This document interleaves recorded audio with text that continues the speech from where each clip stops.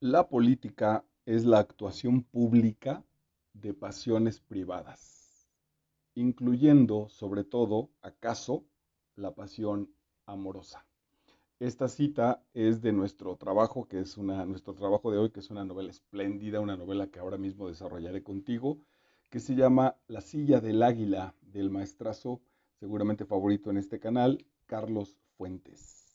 Es nuestra séptima entrega de un trabajo de Carlos Fuentes en este canal de Master Vidal en YouTube. Hoy es viernes 4 de noviembre del año 2022 y estamos retomando más o menos de manera regular de nuevo estas entregas literarias y de textos de desarrollo personal pues que ahí están, que se acumularon pues por ahora por esta salida al trabajo teatral. Carlos Fuentes nace el 11 de noviembre de 1928, nace en Panamá, pero al ser hijo de un embajador mexicano, en automático tiene, y bueno, y de padres mexicanos, toma la nacionalidad mexicana. Él se asume toda la vida como mexicano y fallece un 15 de mayo del año 2012. Gana el premio Rómulo Gallegos, gana los premios, el premio Cervantes, es decir, los más importantes en lengua española, y durante mucho tiempo siempre su nombre estuvo rondando la posibilidad de ganar el premio Nobel de Literatura. En este canal, Master Vidal, tenemos las entregas ya, el desarrollo a niveles de lectura, en niveles espirituales de Aura, de su novela La región más transparente, de Agua quemada, de Diana o la cazadora solitaria, de Instinto de Inés y de Los años con Laura Díaz. Todas son unas verdaderas joyas. Y hoy trabajamos con este polémico libro, La silla del águila, y digo polémico porque fue en una entrevista al expresidente Enrique Peña Nieto, le preguntaron que nombrara en la Feria de Guadalajara del libro, le preguntaron que nombrara sus tres libros y él mencionó la Biblia y mencionó La silla del águila, pero nombró mal al autor, dijo que había sido de Enrique Krause y se generó todo un cotorreo. Bueno, le vamos a darle el beneficio de la duda a don Enrique Peña Nieto en que sí haya leído, aunque no se haya acordado con precisión del título, en que leyó La silla del águila. Seguramente sí, porque es una novela y es un texto muy apasionante y muy de los vericuetos interiores de la política mexicana, del cómo se hace o cómo se hacía la política mexicana y de esas herencias que vienen desde el asunto de los caudillos y que el maestro Carlos Fuentes seguramente desde su situación familiar con su padre metido en esta indirectamente pues en esta política como embajador de México, él mismo hizo carrera como embajador, fue en 1968, él era el embajador para la República Francesa y renuncia a partir de la brutal participación militar del 2 de octubre, él renuncia a la Embajada de Francia y fue un constante crítico del prismo, pero le permitió, bueno, pues meterse a fondo y conocerlo, estos interiores de los asuntos políticos del siglo XX, particularmente pues de este desarrollo de monstruoso del PRI, y como tal incluso, que es también algo que se va a presentar en esta novela, de un reflejo de México. Recordemos que nosotros trabajamos a partir de diferentes visiones, de diferentes muestras de un universo, para poder justamente subsumirnos en ese universo y conocerlo. Esta novela vendría muy bien en nuestros niveles de lectura, en los límites del nivel número 2 y el nivel número 3. El nivel número 2 que trabaja el asunto socioeconómico, político como tal, y el nivel 3 cultural, como esta situación sociopolítica, económica del país, en este caso de México, se termina reflejando en una manera de ser, en una manera de asumir el mundo, de generar cultura, entendido como el proceso en el cual un grupo de personas satisface, un grupo social satisface sus necesidades básicas y secundarias. La manera en que asume esa satisfacción de necesidades es lo que vamos a entender más o menos viniendo desde la antropología como cultura. Tomé notas muy breves, en realidad solo tengo 5, lo que hago es leo textualmente algunas notas sobre el trabajo y en eso vamos encontrando estas líneas en los niveles de lectura, en el trabajo espiritual. Hoy, insisto, para el nivel 2 económico-social, para el nivel 3 cultural y algo muy importante, sin duda también, que alcanzará el nivel 4, el nivel psicológico de nuestros personajes, y el 5 porque hace una filosofía.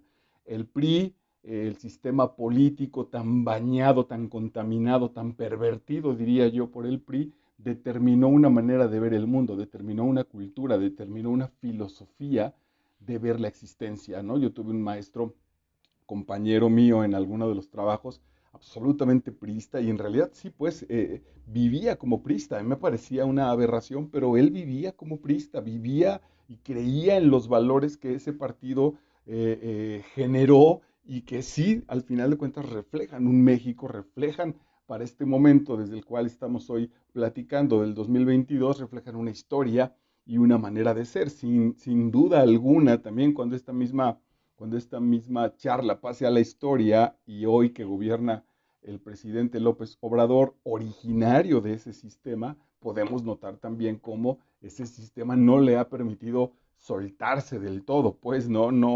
lo reformará desde sus intenciones y desde sus acciones, sin duda alguna, pero sigue habiendo, sigue oliendo muchísimo al sistema político del siglo XX manejado por el PRI. Bueno, ¿qué es la silla del águila?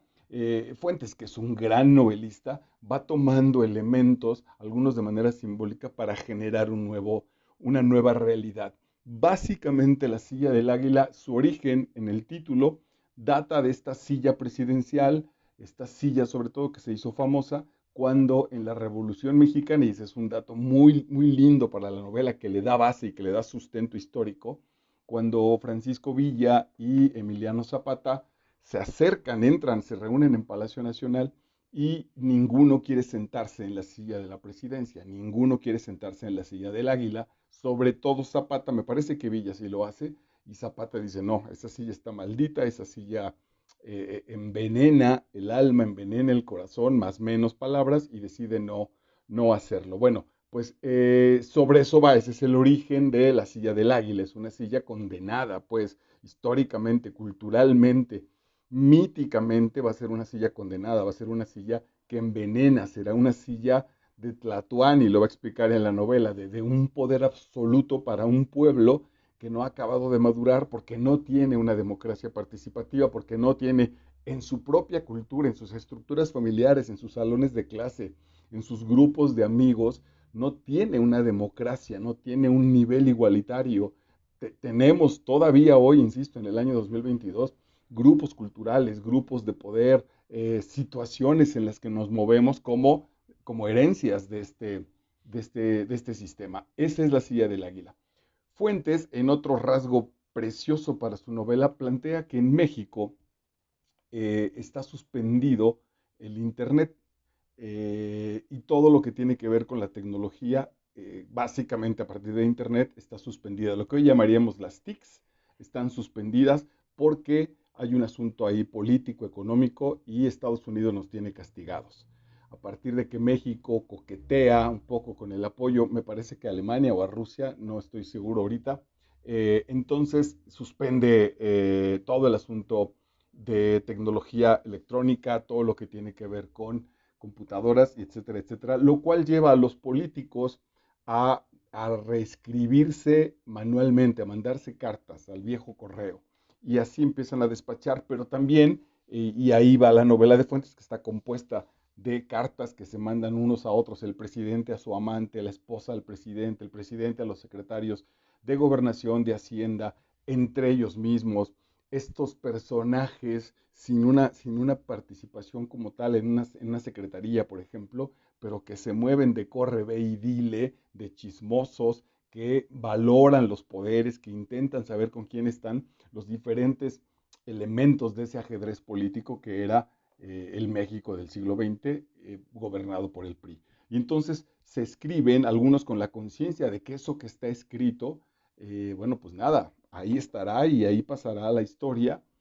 eh, y a partir de esos elementos donde se vuelven a escribir de manera manual y a leer de manera directa, desarrolla toda la novela. De ahí nos vamos enterando de todo lo que va sucediendo debajo de este asunto político. Sobre todo, ahí habría dos líneas, una brutalmente triste, que es una tremendísima corrupción en todos los niveles, y la otra que es esta muy, muy linda también y que destaca en este primer elemento que te comparto, con el maestro Carlos Fuentes de una especie de infantilismo, de estos niños, de estas situaciones inmaduras. Estoy leyendo también, seguramente lo presentaré muy pronto, El solitario en Palacio del maestro René Avilés Favila, y hay ahí caprichos, él está hablando de Díaz Ordaz, y hay caprichos infantiles, hay caprichos donde los presidentes, la gente que llega a las personas que llegan a este nivel de poder, si no han curado su estructura psicológica, van a generar mucho daño social porque no tienen satisfechas sus necesidades básicas psicológicas, porque fueron niños frustrados, porque fueron niños castigados y hoy con poder toman revanchas, toman venganzas, abusan brutalmente del asunto. Entonces, bueno, pues vamos a arrancarnos de manera directa. Dice Carlos Fuentes en La silla del águila, la política es la actuación pública de pasiones privadas, es mostrar socialmente lo que interiormente me apasiona, incluyendo sobre todo, acaso, la pasión amorosa.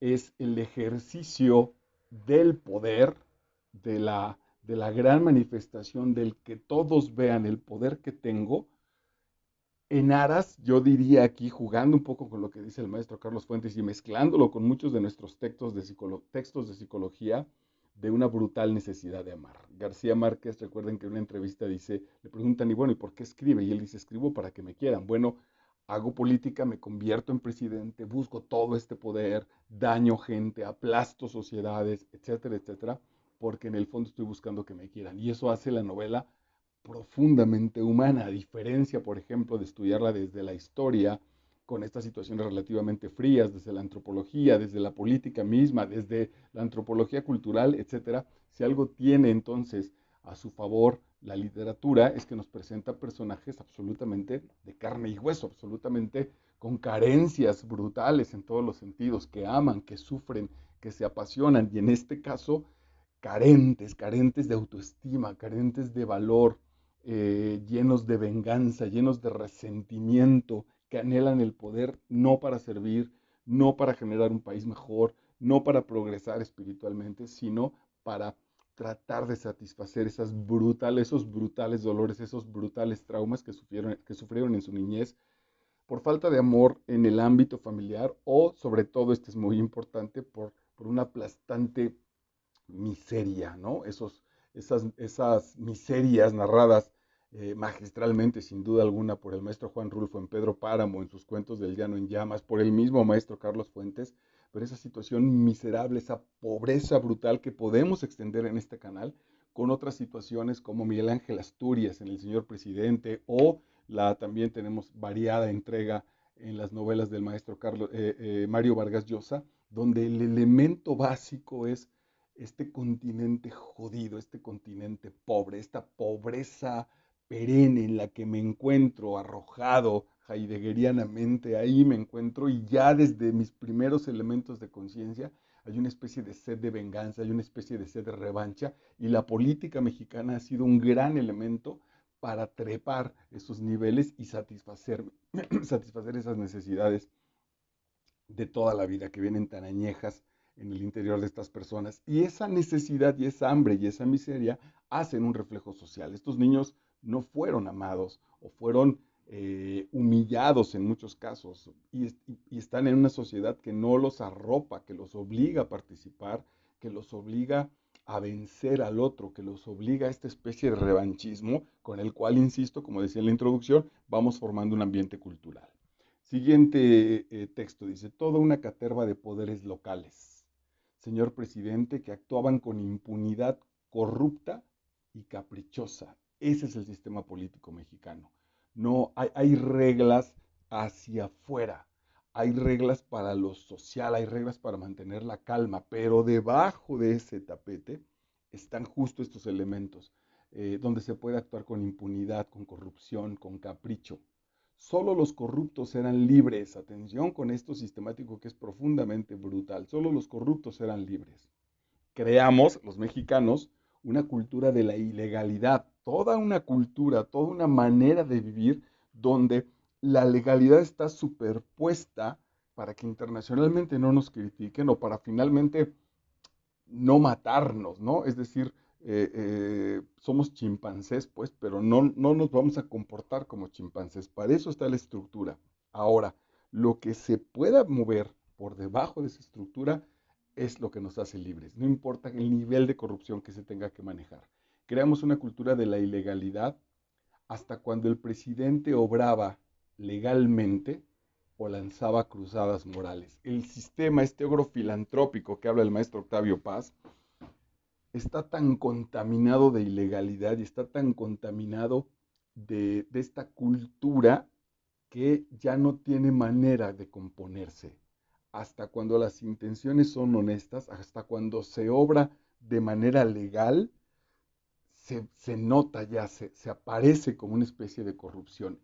Basta ver ahora, insisto, estamos en el 2022, estas conferencias mañaneras del presidente López Obrador y los apoyos a favor de o en contra de, uno de los grandes elementos, de los elementos que dañan mucho es que ya no tenemos una distinción de la verdad. Hasta el que aparenta ser más honesto, que apoye al presidente o que esté en contra, muchas de esas ocasiones se le fabrica, a veces se le puede encontrar de manera directa, pero si no se le fabrica ilegalidad, hasta lo que es honesto en este sistema tan corrupto, se presenta como ilegalidad. En este país, en este nivel, es mucho más fácil moverse por lo ilegal, es mucho más expedito, es mucho más noble incluso que la legalidad como tal y con toda su aplastante burocracia. Yo que vengo trabajando desde hace muchísimo tiempo en, el, en la onda de las escuelas, en el ámbito educativo, eh, el ajuste burocrático, el papeleo burocrático, el asunto que se tiene que presentar desde nosotros como maestros a las autoridades para que les den el visto bueno es infernal. Y todo ese elemento burocrático, de ese elemento burocrático, lo que pasa a la clase es mínimo, si no es que incluso nada, si no es que incluso estorba. Entonces nos hemos acostumbrado a presentar esa burocracia de legalidad para después entrar al salón a hacer básicamente lo que querramos, lo que podamos como tal incluso, porque no hay una honesta legalidad, porque al final de cuentas muchas de esas situaciones siguen siendo tramposas. Si alguien quiere formar parte del gabinete, primero debe ingerir 1 litro de vinagre por la nariz. Es la mejor preparación para llegar a la presidencia, se lo aseguro. Otra situación que va a la base de estos pensamientos, a la base de este elemento cultural, es el sufrimiento. Por eso entonces el presidente o estos representantes de las diferentes secretarías en el caso de México, por eso justifican para ellos la trampa, justifican para ellos el robo, por ejemplo, el enriquecimiento ilícito por el nivel de sufrimiento que padecieron, por el nivel de mala onda y de mala vibra que el pueblo en general, que la gente les tira. Por eso se justifica entonces que puedan robar, que puedan absorber, porque han sufrido un montón. Es una justificación sin duda relativamente barata, inmoral dentro de esta moralidad sistemática que se ha ido creando. Un presidente tiene que demostrar, desde que se siente en la silla del águila, que hay una sola voz en México, la suya. Atención, tiene que demostrar, se tiene que imponer. Demostrar significa mostrar, tiene que generar una imagen. No está diciendo que tiene que mostrar su esencia, no está diciendo que tiene que ser él mismo, está diciendo que genere esa imagen. Un presidente tiene que demostrar, desde que se siente en la silla del águila, que hay una sola voz en México, la suya. Así se llamaba el emperador azteca, Tlatoani, el señor de la gran voz. Eso nos impone el sitio que ocupamos, la silla del águila, ser dueños de la gran voz, de la única voz. Y para eso, por eso la silla del águila es ese sitio donde la persona se convierte, se transfigura en este Tlatoani. Ahora ese Tlatoani, psicológicamente, en términos incluso sociológicos, podemos profundizar enormemente sobre un pueblo infantiloide que necesita ese papá sentado en esa silla. No hemos acabado de superar esa situación. No somos capaces en las clases, insisto, en este ámbito educativo es brutal, pues. Si el maestro tarda o si el maestro no aparece en una clase, no hay clase. no hemos generado alumnos, hablo de doctorados, de maestrías, no hemos generado alumnos, seguramente habrá sus maravillosas excepciones, independientes, donde el trabajo se desarrolle, llegue o no llegue el mentor en este caso, ¿no? No, si no aparece, entonces mejor, no trabajamos, mejor echamos desmadre, mejor nos vamos al relajo. Ese es el ámbito cultural que en esta novela se cuela sin elementos eh, aburridos, ¿no? Sin elementos científicos, sociales, sino con plenitud, vivida, puesta, hablada por personajes normales, que sangran, que tienen pasiones, que lloran, etcétera. Y eso me parece que es el gran elemento en general de la literatura y de las novelas, y en particular de esta Silla del Águila del maestrazo Carlos Fuentes. ¿Quién le asegura hoy que los mexicanos, este es interesantísimo, quién le asegura hoy que los mexicanos, cansados de una democracia que se confunde con la pasividad, por eso aquí podríamos profundizar muchísimo en otros elementos, insisto, en términos filosóficos, por ejemplo, esta democracia que nos habita, este sistema, incluso el actual con el presidente López Obrador, genera mucha pasividad. Hace 4 o 5 días que nos visitó una tía, la tía en su discurso decía, pues yo vivo de lo que me dan mis hijos y de lo que nos da, y de lo que me da, lo personalizaba, y de lo que me da López Obrador. No como una organización de jubilación social que le otorgó por el trabajo de mi tío esa posibilidad. No como una cuestión de un logro social donde a las mujeres no se les descuida. No, está personalizado, está el caudillo es el que me manda directamente el dinero, dice mi tía, es López Obrador quien me deposita y de ahí yo puedo vivir. No le entiendo mucho a lo que quiere, pero por eso voto. Ese nivel tan primario, tan básico, venido de una miseria muy profunda, es el que culturalmente nos sigue moviendo y es el que aparece en la novela. Entonces, ¿quién le asegura hoy que los mexicanos, cansados de una democracia que se confunde con la pasividad, no opten por un liderazgo autoritario que al menos dé la sensación de seguridad y rumbo?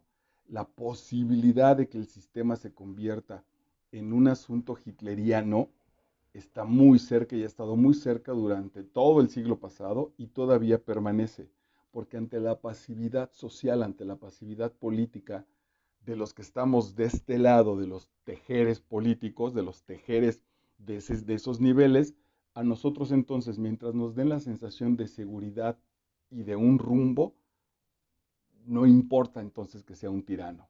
Muy interesante reflexión a la que podíamos llegar a partir de esta lectura. Y finalmente dice, no me oyen, no me vendrán a ver, este es el presidente en su soledad, no me oyen, no me vendrán a ver, no ven que estoy muy solo, no saben que un niño no olvida, esa frase es genial. El presidente de un país importantísimo como México diciendo, no me oyen, no me vendrán a ver, no ven que estoy muy solo, no saben que un niño no olvida. Esa frase es maravillosa porque hace una conexión con todo su pasado, una conexión con ese niño interior abandonado, violentado brutalmente. ¿Por qué me han atado las manos detrás de la espalda? Así como voy a jugar, así como voy a escribir en mi cuaderno azul. Un hombre hecho y derecho en su madurez, en su más alta capacidad intelectual, sufriendo por su soledad y proyectado por su voz infantil. Se dio cuenta de todas maneras que su elemento desde la silla del águila sigue reflejando carencias infantiles, sigue reflejando lastimaduras, heridas infantiles, heridas en su niño interior. Esos son nuestros políticos, pero no hay que separarlo. Esos somos nosotros. La silla del águila también es la silla en la cabecera de un comedor de una familia grande que ocupa el abuelo, la cabecera de mi propio padre donde se sentaba y dictaba, no sé si mi propia cabecera en mi salón, en mi propia familia, etcétera. Por eso es interesantísimo este aspecto, porque detrás de ese ámbito político está una cultura y está cómo vivimos la gente normal, los que consumimos esta literatura, los que tenemos trabajos simples, los que no estamos en esa política, al final de cuentas, también estos políticos, esta novelística, nos refleja nuestras propias realidades. Esta sanación interior que si no la tenemos, lo único que hace es proyectar esos traumas y proyectar esa violencia hacia afuera. Es una novela entonces importantísima, como toda la obra del maestro Carlos Fuentes, y con estas ventajas de ponernos de manera muy directa, muy sabrosa en el mejor sentido del término, estos entremanejos políticos de alto nivel del siglo XX y todavía recién del siglo XXI mexicanos. La silla del águila de Carlos Fuentes, estás en Master Vidal, soy Marco Vidal y estoy para servirte. Nos encontramos en la siguiente entrega.